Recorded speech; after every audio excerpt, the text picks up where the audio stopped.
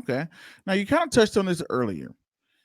You said the companies we spoke about the companies that will struggle, the companies that will thrive, some restaurants that will thrive during this pandemic that is kind of, have on the reverse side of the restaurant business. What are some companies out there that will thrive and why? Yeah, a lot of them are, again, fast food because of the affordability. So, along with this pandemic, of course, has come the horrendous economic impact. And we are in a recession. Obviously, seeing the impact on household income of job loss, as well as the uncertainty of the federal government support, has made it more difficult. So, but people will continue to need uh, dine out options. What they're going to do increasingly, though, is look for ones that are more affordable. So the most affordable continue to be fast food mostly. Mhm. So they're well positioned relatively to do well. And those would be the large fast food names. Some of the other ones that are doing well are the ones that have a fresher, newer concept, that are appealing more to younger, more millennial kind of targets.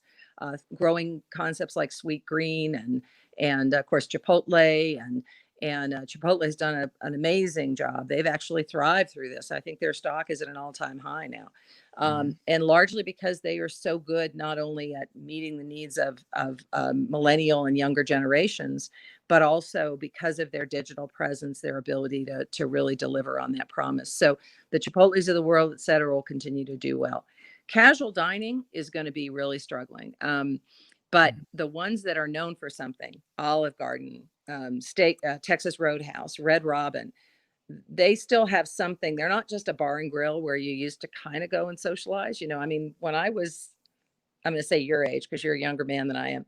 But when I was certainly when I was in my 20s, TGI Fridays was a cool concept to go hang out at. It's not anymore, and it was never really known as for anything from a food standpoint. So I think you're going to see those that like an Olive Garden, like a Texas Roadhouse, like a Red Robin, who are really known for something, do all right through this as well. And then the last is the big experiential places like a Cheesecake Factory.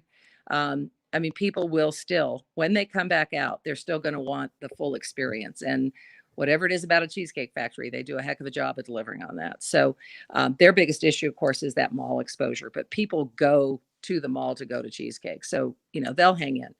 But there's a lot. I mean, Bar Louie's gone. Trying to think what else. There's a number that have Harlou is fallen gone. out. It They went just bankrupt. they went bankrupt. Wow. Yep. They're out at Southlands here in and they opened, I don't know if they were open a year here in Southlands. They're gone.